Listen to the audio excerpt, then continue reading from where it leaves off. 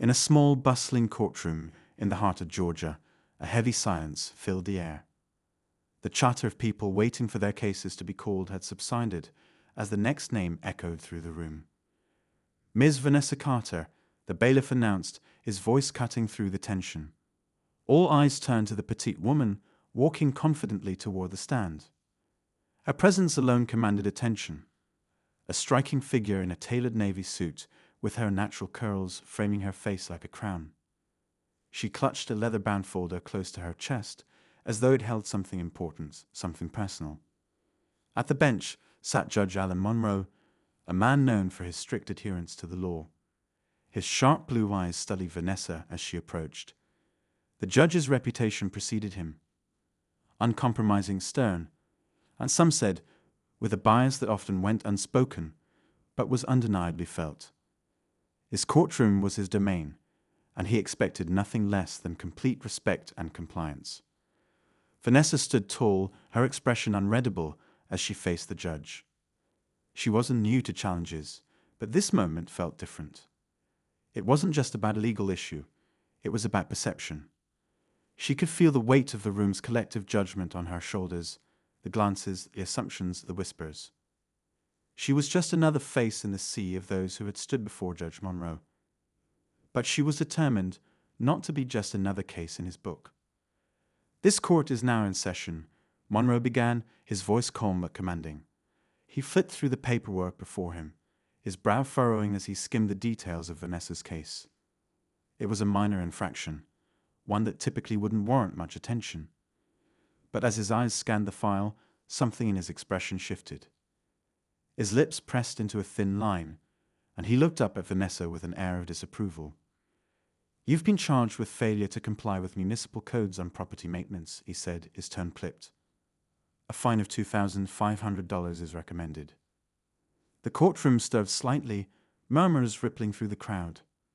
Vanessa stood firm, her face calm yet alert. "Your Honor," she began, her voice steady but soft, "I'd like to provide some context before we proceed." Monroe raised a hand to silence her. "Miss Carter, the facts of this case are clear. You were given multiple notices and failed to address the issues.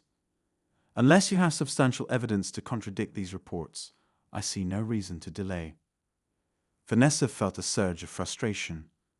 She had prepared for this moment, knowing full well the odds were stacked against her, but she couldn't let the system reduce her to just another statistic.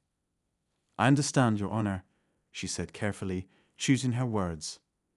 "But what's in that file doesn't tell the whole story. If you'll allow me to explain." Monroe leaned back in his chair, his expression hardening. He was used to excuses, to people trying to talk their way out of responsibility, and in his mind Vanessa Carter was no different.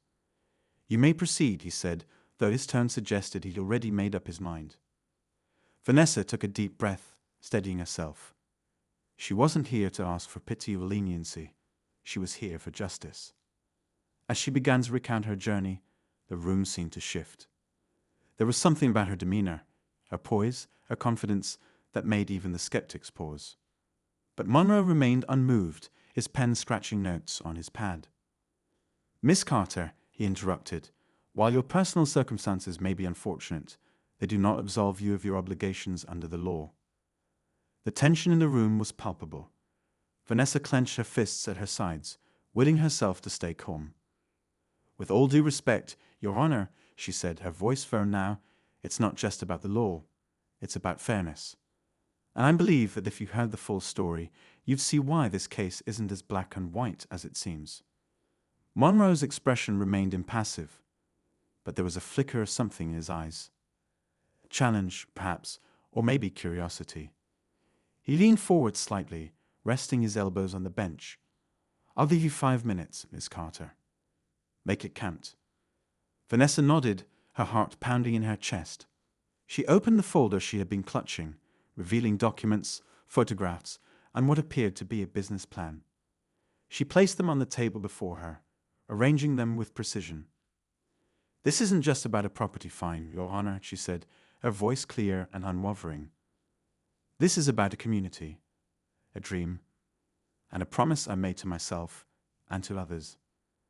The courtroom was silent, every eye fixed on Vanessa.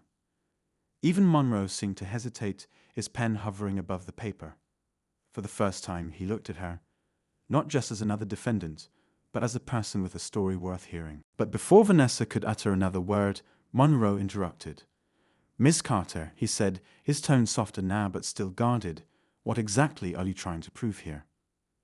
Vanessa looked him straight in the eye, her gaze steady. "I'm trying to prove," she said, "that sometimes what we see on the surface doesn't tell the whole truth, and that if we're willing to look deeper, we might just find something worth fighting for." The judge raised an eyebrow, intrigued despite himself. The courtroom seemed to hold its collective breath, waiting to see what would happen next. And then, with a sharp rap of his gavel, Monroe said, "We'll reconvene after a short recess. Miss Carter, be prepared to present your case." As the room began to empty, Vanessa stood rooted in place, her mind racing.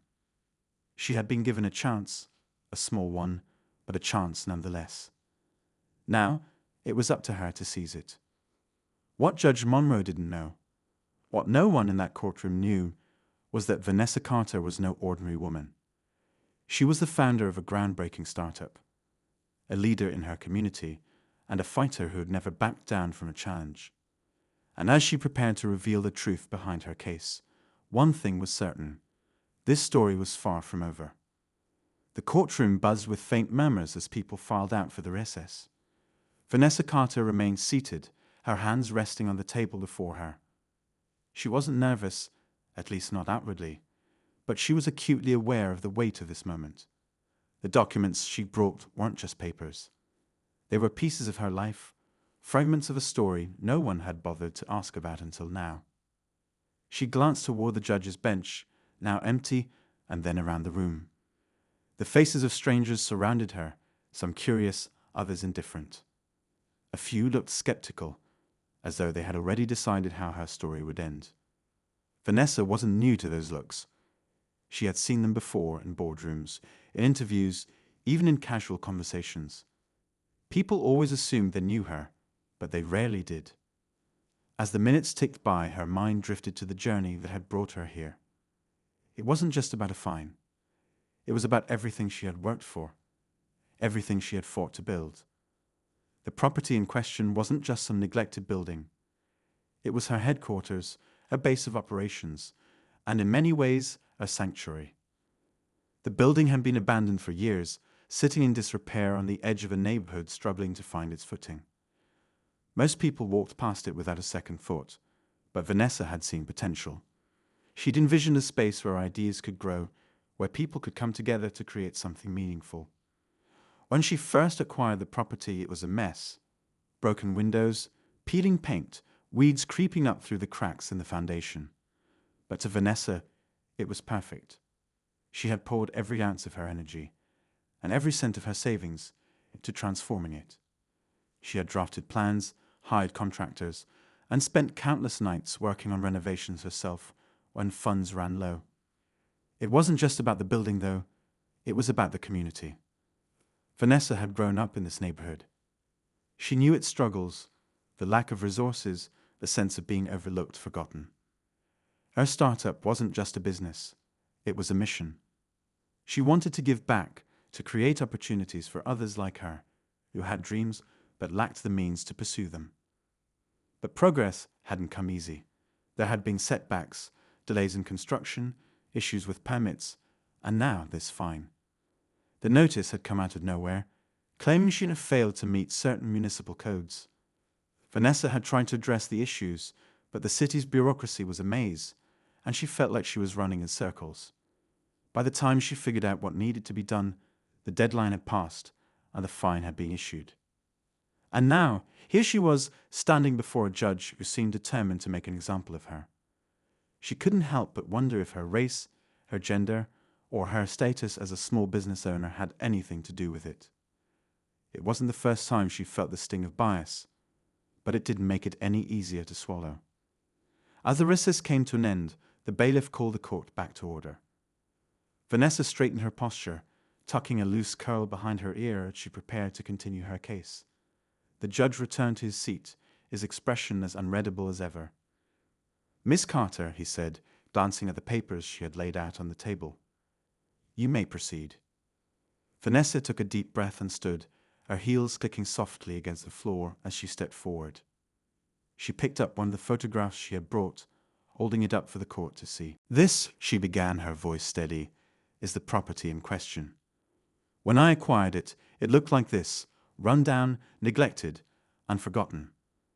But I didn't see an eyesore. I saw an opportunity. An opportunity to create something that would benefit not just me, but this entire community." She placed the photo back on the table and picked up another, this one showing the building mid-renovation. "This is the progress we've made so far. It hasn't been easy, Your Honor. I've faced challenges at every turn, delays, limited resources, and now this fine. But I haven't given up, and I don't plan to." Judge Monroe watched her closely, his pen hovering over his notepad. He didn't interrupt, but his expression gave little away. Vanessa continued, her voice gaining strength as she spoke. "The building isn't just a workspace. It's a symbol of hope. It's a place where people can come together to learn, to grow, to dream. My startup isn't about making a profit. It's about making a difference. And I believe that's worth fighting for." She paused, letting her words hang in the air. The room was silent, the tension almost tangible. Even the judge seemed to hesitate before speaking. "Miss Carter," he said finally, his tone measured, "while I can appreciate your passion and dedication, the law is the law, and this court must uphold it." Vanessa felt a pang of frustration, but kept her composure. "I understand that, Your Honor," she said. "But I also believe that the law should serve the people, not the other way around. And I think if you looked beyond the surface, you'd see that this case is about more than just a fine. It's about justice and fairness." Monroe leaned back in his chair, studying her for a long moment. He seemed to be weighing her words, considering whether to give her the benefit of the doubt.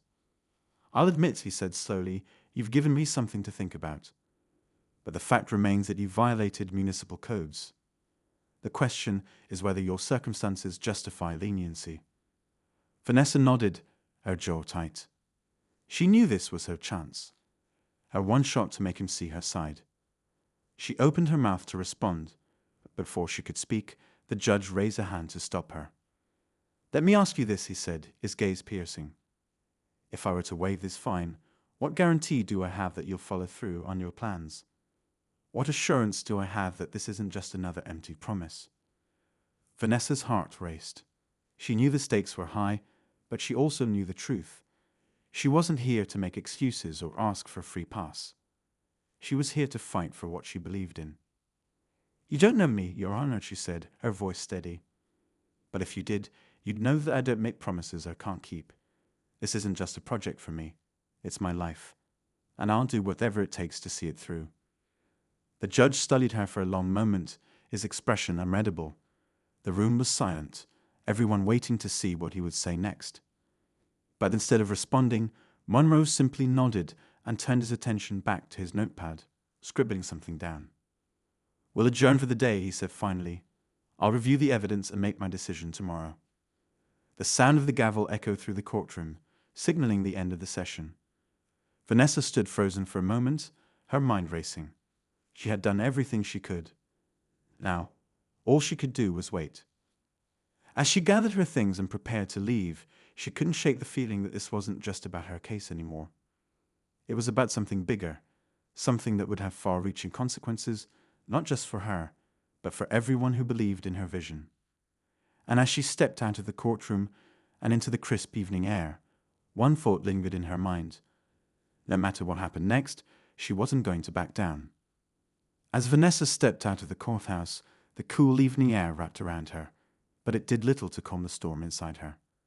She clutched her leather folder tightly, her mind replaying every moment of the hearing.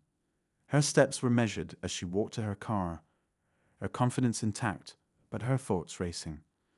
The judge's parting words lingered. Asterisk, what assurance do I have? Asterisk. Sitting behind the wheel, she stared at the steering wheel for a long moment. This wasn't just about the fine anymore. It was about proving herself, proving that her vision was real, that she wasn't just another face in a long line of people trying to talk their way out of responsibility. She thought about the years of work she put into her startup, the sacrifices, the sleepless nights. None of it had come easy. Vanessa pulled out her phone, scrolling through her messages until she found the one from her business partner, Malik. She hit the call button, and after a few rings, his warm, familiar voice came through. "Hey V," Malik said, his tone laced with concern.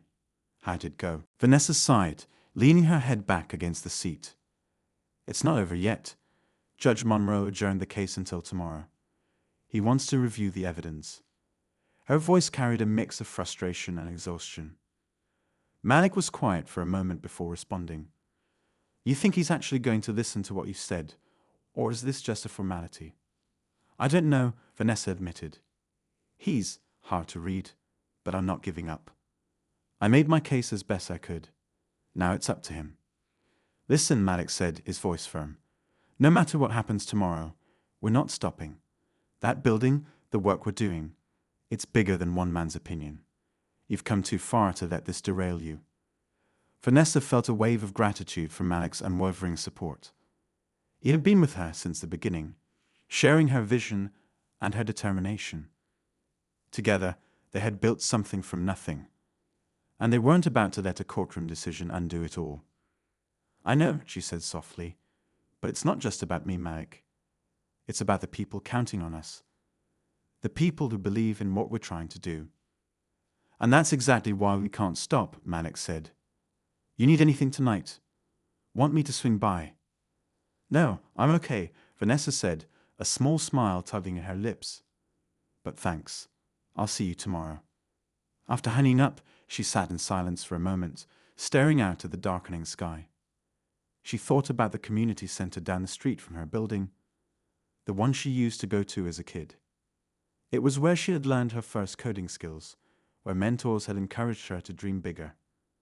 That place had been her lifeline, and she wanted her startup to be the same for the next generation. But not everyone saw it that way.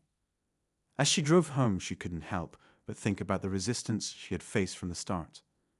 There were people in the neighborhood who didn't believe in her vision, who thought she was wasting her time. Some even accused her of trying to gentrify the area, though nothing could be further from the truth. She remembered one particularly heated encounter with Mr. Thompson, an older man who had lived in the neighborhood for decades. He had confronted her outside the building one afternoon, his voice sharp with suspicion.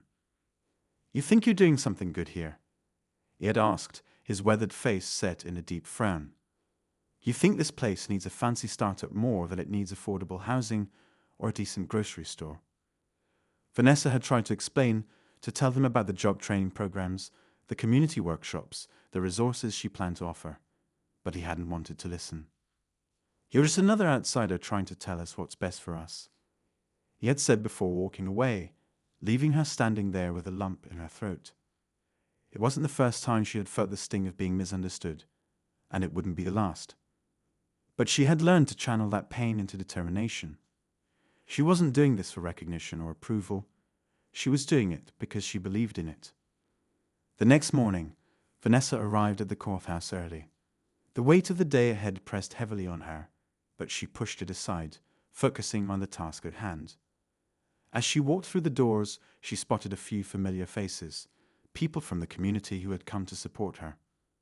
She exchanged brief smiles and nods, their presence giving her a small boost of confidence. Among them was Mrs. Alvarez, the owner of a nearby bakery, who had once told Vanessa that her daughter looked up to her. And there was Terence, a young man who had attended one of her coding workshops and had since landed a job in tech. These were the people she was fighting for. When the court session resumed, Judge Monroe was as stoic as ever, his expression giving away nothing. Vanessa took her place, her heart pounding in her chest. She could feel the weight of the room's collective attention, every pair of eyes fixed on her.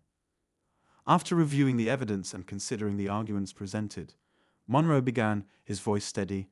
"I find myself in a position where I must weigh the letter of the law against its spirit." Vanessa held her breath, waiting for him to continue. She could see the hesitation in his eyes, the way he tapped his pen lightly against the bench. "Before I deliver my decision," he said, "I'd like to hear from someone who has benefited from your work, Ms. Carter. You mentioned that your startup serves the community. Let's hear from the community." Vanessa was caught off guard, but quickly nodded. She turned toward the small group of supporters in the back of the courtroom, scanning their faces. She hadn't expected this, but she knew it was an opportunity. Terence stood, his tall frame drawing attention as he made his way to the front. He adjusted his tie nervously, glancing at Vanessa for reassurance. "State your name for the record," Monroe instructed. "Terence Evans," he said, his voice slightly shaky. "And what is your connection to Ms. Carter's organization?" Terence took a deep breath, his eyes meeting the judge's. "I attended one of Ms. Carter's coding workshops last year. Before that, I was working 2 part-time jobs, barely making enough to get by. But she believed in me. She taught me skills I didn't even know I was capable of learning. And now, I'm working full-time at a tech company, making enough to support my family." He paused, his voice steadying as he continued. "What Ms. Carter is doing isn't just about a building. It's about changing lives. And I'm living proof of that." The courtroom was silent, the weight of Terence's words hanging in the air. Even Monroe seemed to falter for a moment, his pen still in his hand. But the tension remained thick and unyielding, as the judge turned his attention back to Vanessa. "Thank you, Mr. Evans," he said, his voice measured. "Miss Carter, you've made a compelling case. But this court is bound by the law." Vanessa's stomach tightened. She could feel a verdict coming, but she wasn't ready to give up. Not yet. The courtroom was still, the kind of silence that made every breath and every shuffle of paper feel amplified. Vanessa could feel the weight of the moment pressing down on her chest. She kept her eyes on Judge Monroe, who sat there, unmoving, his expression a perfect mask of neutrality. For a second, it seemed like the entire room was holding its breath, waiting for his next words. "Miss Carter," he began, his voice low and deliberate, "you've clearly inspired members of your community. I can see the effort and passion you've poured into this project. But passion alone doesn't excuse violations of municipal codes. This is a court of law, not a place for personal pleas." The words struck Vanessa like a blow, but she didn't flinch. She stayed rooted in her spot, her hands clasped in front of her, determined not to show any sign of defeat. She could feel the eyes of her supporters behind her. For them, for herself, she had to stay strong. Monroe glanced down at the papers in front of him, his brow furrowed. The room remained eerily quiet as he flipped through the documents, his pen tapping lightly against the desk. Finally, he looked back up at Vanessa, his gaze sharp. "You mentioned earlier that this property represents hope for your community," he said. "Yet the city's records show that the building has been cited for multiple safety violations. Electrical hazards, unstable structural elements, issues that could pose serious risks to anyone stepping inside. How do you reconcile this with your claim that it's a safe space for the people you're trying to serve?" Vanessa took a deep breath, steadying herself. She had anticipated this question, but hearing it aloud still stung. "Your Honor, I won't deny that the building isn't perfect yet. But we've been working tirelessly to address those issues. Every time a new problem arises, we do everything in our power to fix it, within the limits of our resources." She gestured toward the stack of papers on the table. "The fines and delays have made it harder, but we haven't stopped. We've partnered with local contractors who believe in our mission, and we've completed many of the necessary repairs. We're not ignoring the rules. We're doing everything we can to comply with them, while still moving forward."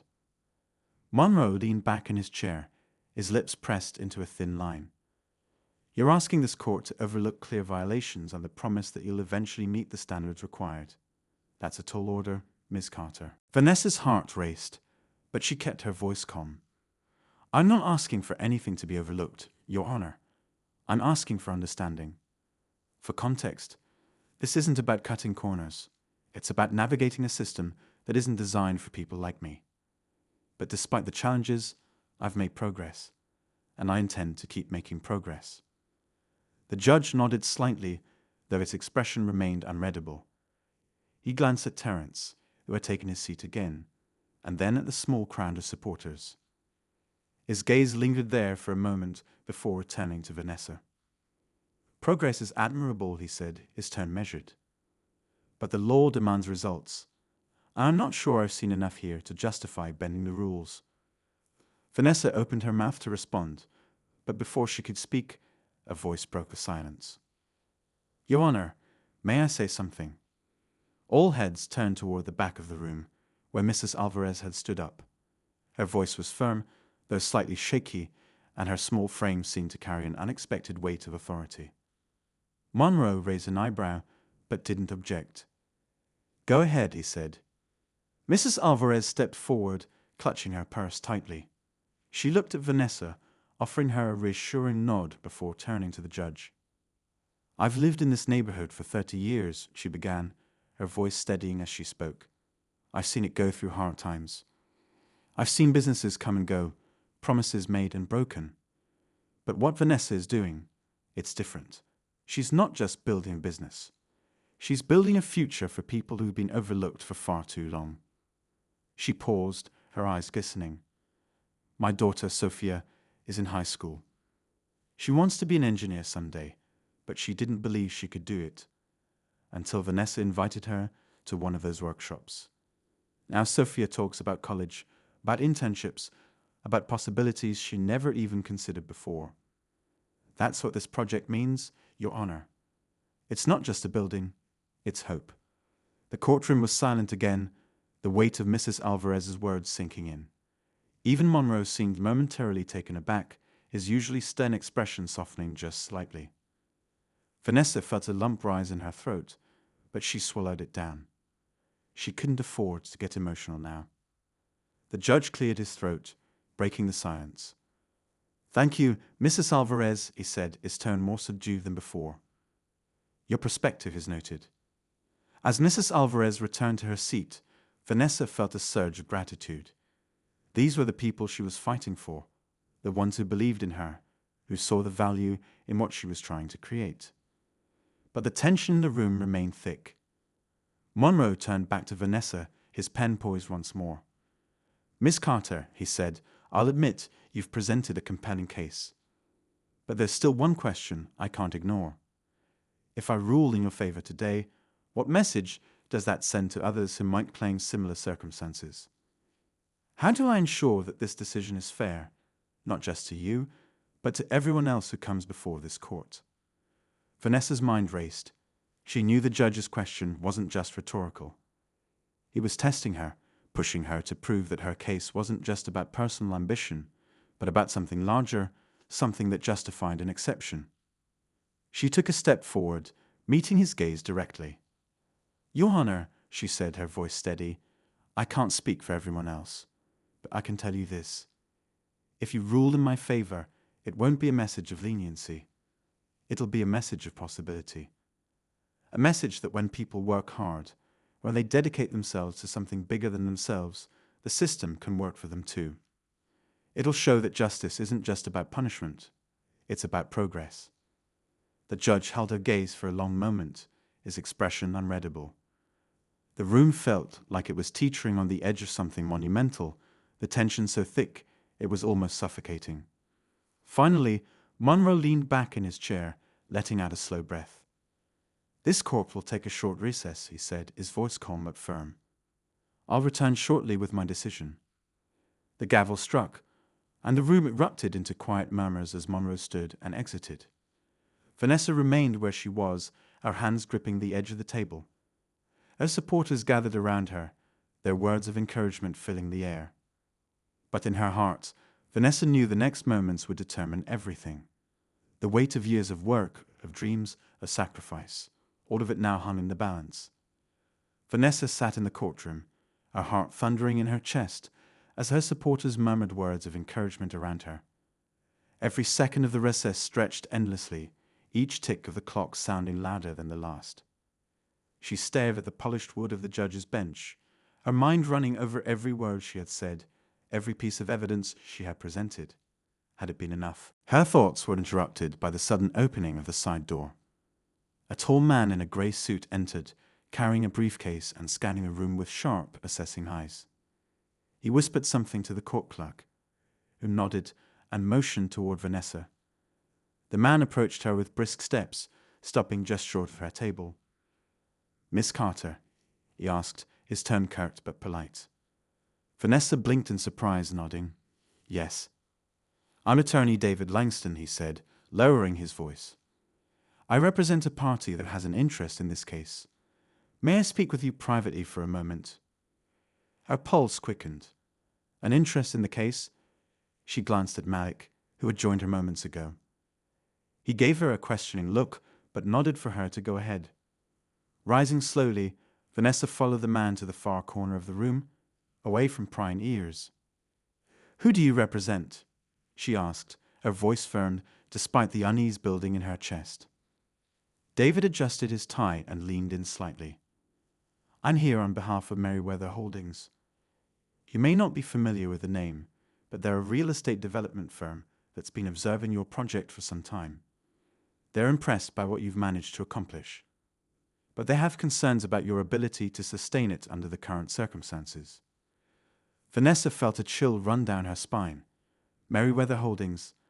The name was vaguely familiar, but she couldn't place it. "And what does that have to do with this case?" David smiled thinly. "My client believes your startup has potential. They're willing to offer financial assistance to help you address the building's code violations and avoid future legal trouble. However, their support comes with certain conditions." The words hum in the air like a thundercloud. Vanessa folded her arms, her gaze narrowing. "Conditions?" "Yes," David replied, his tone as smooth as glass. "They would require a controlling interest in your company. In exchange, they'd handle the fines, repairs, and any legal fees you've incurred. You'd retain a role in operations, but ultimate decision-making authority would shift to their board." Vanessa stared at him, her stomach twisting.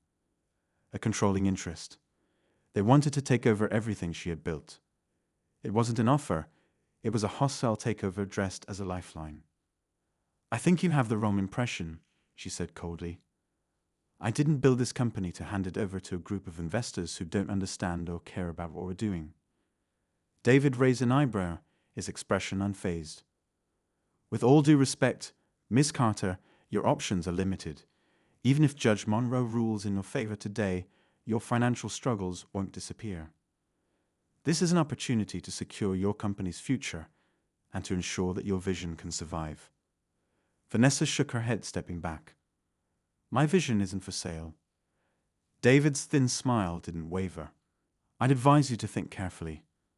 My client has already acquired several properties in your neighborhood. If you refuse their help, they'll move forward with other plans. You could find yourself facing even greater challenges in the months to come." The words hit her like a punch to the gut. Merryweather Holdings wasn't just watching her. They were circling, waiting for her to stumble. She realized now where she had heard the name. It had come up in conversations about developers buying up properties in the area, pushing out long-time residents to make way for luxury housing. She clenched her fists, her mind racing. This wasn't just about her startup anymore. If Merryweather got their hands on her building, it could signal the start of a wave of gentrification that would displace the very people she was trying to help. "I'll take my chances," she said firmly, her voice steady despite the turmoil inside her. David nodded, his smile finally fading. "Very well, but don't say you weren't warned." With that, he turned and walked out of the courtroom, leaving Vanessa standing there, her thoughts spinning. When she returned to her seat, Malik leaned in, his brow furrowed. "What was that about?" Vanessa explained in hushed tones, her anger and frustration bubbling just below the surface.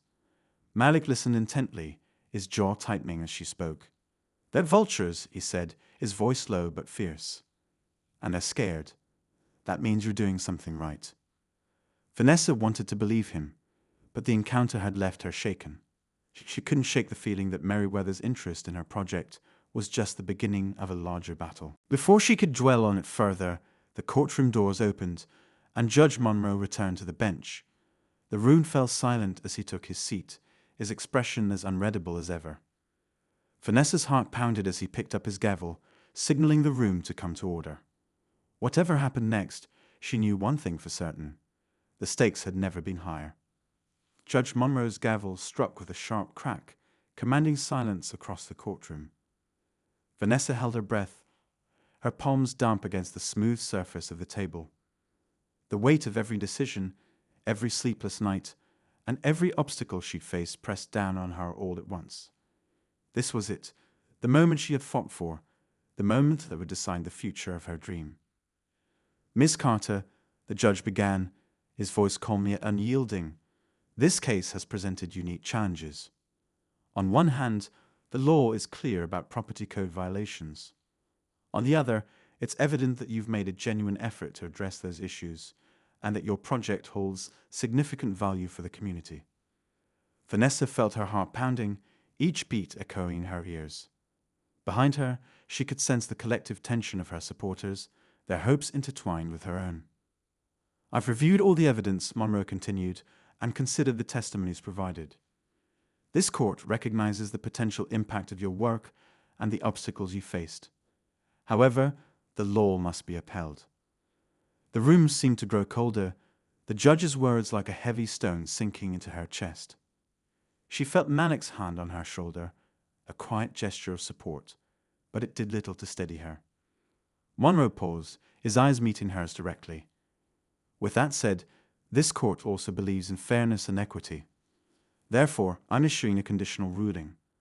The fines for your property code violations will be reduced to a manageable amount, contingent on your ability to complete all required repairs within a 6-month time frame.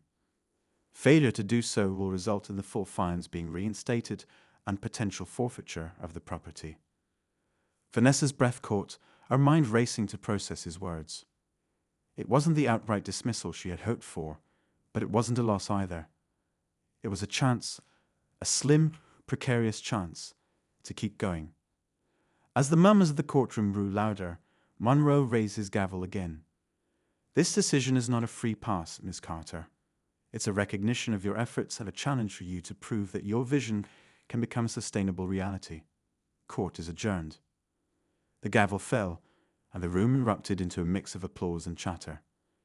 Vanessa sank into her chair, her emotions swirling between relief, gratitude, and an undercurrent of anxiety. Malik leaned closer, his voice barely above a whisper. "You did it, V. It's not over, but you first shot." Before she could respond, the same court clerk from earlier approached her table, a sealed envelope in hand. "Miss Carter," he said, his tone neutral, "this was delivered for you during the recess."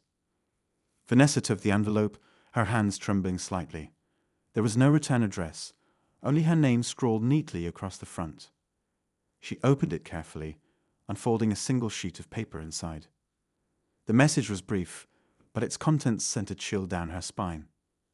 "Asterisk, your win today changes nothing. Merryweather Holdings doesn't lose. Walk away before it's too late. Asterisk." Vanessa's blood ran cold as she read the words over again. She glanced around the room, her eyes scanning for any sign of the attorney who had approached her earlier, but he was nowhere to be seen. "V?" Malik asked, noticing her sudden shift in demeanor. "What's wrong?" She handed him the note without a word, her mind spinning. Malik's face darkened as he read it, his jaw tightening. "These people don't play fair," he muttered. "They're trying to scare you." But Vanessa knew it was more than a scare tactic. Merryweather wasn't just playing dirty, they were sending a message loud and clear. Even with the court's ruling in her favor, they weren't backing down. As she gathered her things and prepared to leave the courtroom, a thought struck her. If Merryweather was this desperate to take control, it meant they saw her project as a real threat. And if they thought she'd walk away now, they had underestimated her resolve. Stepping out into the crisp air outside the courthouse, Vanessa turned to Malik, determination burning in her eyes. "If they think they can bully me into giving up, they're wrong," she said firmly. "This isn't just about the building anymore. It's about standing up to people like them who think they can buy their way into anything." Malik nodded, his expression fierce. "Then we fight. Whatever they throw at us, we'll be ready." As they walked down the courthouse steps, Vanessa's mind was already racing with plans. She would rally her community, raise the funds, and finish the repairs. But she also knew she needed to prepare for whatever Meriwether might try next. The victory in court had been a hard-won battle, but the war was far from over, and as Vanessa looked back at the imposing courthouse, she couldn't shake the feeling that the biggest challenge was still to come.